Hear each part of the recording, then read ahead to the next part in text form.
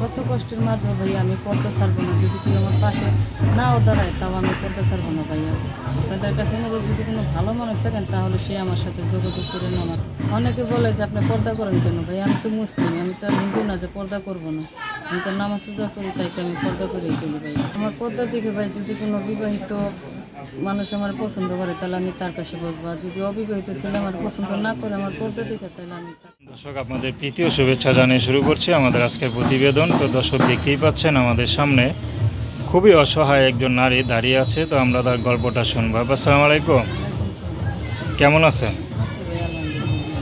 আপনার নাম কি? নাহার। আগে পরে কিছু নাই? আচ্ছা, মিসেস বা মিস? বিয়ে শাদী হয় নাই? আচ্ছা, বয়স কত? 19 বছর। তো বিয়ে করেন না কে? ভাইয়া আমার বিয়ে দেওয়ার আগে আমার আব্বা মারা গেছে, আমার আম্মু আছে আর ছোট একটা ভাই আছে। আমি আগেও গেছিলাম, অনেকেই বলে আপনি মুখ ঢাইতে আসছেন কেন, এই মুখোশ করছেন, এই অন্যজনের ছবি নাকি। এই জন্য একজনে বলছিল যে আমার দায়িত্ব নিব, কিন্তু সেই লোকে আমার সাথে আজ পর্যন্ত আর যোগাযোগ করেনি। আচ্ছা, আমার একটু অনুরোধ ভাইয়া, যদি কেউ আমার দায়িত্ব নেন, আমার সাথে যোগাযোগ ভাইয়া করেন, সম্পর্ক করেন তাহলে যোগাযোগ করবেন। আর যদি কোনজন না সম্পর্ক করেন না তাহলে তো মিথ্যা আশ্বাস দেওয়ার বা মিথ্যা কথা বলার দরকার নেই। বলে যে পর্দা করেন কেন? আমি তো মুসলমান ভাইয়া, নামাজ পূজা করি, আমার বাবা নাই মাটা আছে, পর্দা করা কি গুনাহ সেটা বলেন।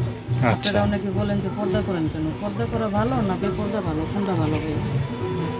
আচ্ছা, শত কষ্ট হলেও ভাইয়া আমি পর্দা করবো, পর্দা ছাড়বো না। যদি আমার কেউ বিয়ে নাও করে, আমি যদি এইভাবে থাকি ভাইয়া, তাও আমি কোনোদিন পর্দা ছাড়বো না। আল্লাহ আমার পর্দার তলেই জানি রাখে। ভালো কথা বলছেন। পরিবারে কে কে আছে? আমার মা আছে আর এক ভাই আছে। মা আছে আর এক ভাই আছে, বাবা নাই? না, আমার বাবা মারা গেছে। সংসার কে চালায়? সংসার আমার মা দুটা বাসায় কাজ করে। এখন আমার আম্মাটা অসুস্থ, কাজ করতে পারে না। এখন বর্তমানে আমি দুই বাসায় কাজ করি আর কি। আচ্ছা আচ্ছা।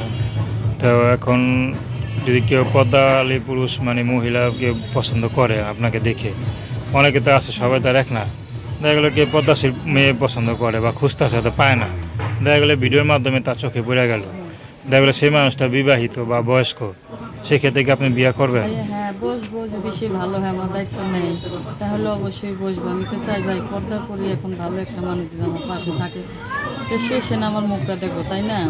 অন্য পুরুষ বলে তো আমার মুখটা দেখবো না ভাইয়া। আচ্ছা, তো আপনাদের কীভাবে যোগাযোগ করবে? আমার ভাইয়া নাম্বারটা আছে, কিন্তু নাম্বার বলতে পারেন? জি না। তো দর্শক, তার সাথে যোগাযোগ করতে চান, তার নাম্বারটা হচ্ছে 01763529814। আমি নাম্বারটা আবারও বলছি, 01763529814। তো দর্শক, প্রেম ভালোবাসা সাহায্য সহযোগিতা বিয়ে শাদী করে একান্ত আপনাদের ব্যক্তিগত ব্যাপার। তো আসুন আমরা 5 ওয়াক্ত নামাজ পড়ি, সর্বদা দেশের সেবা করি। আসসালাম।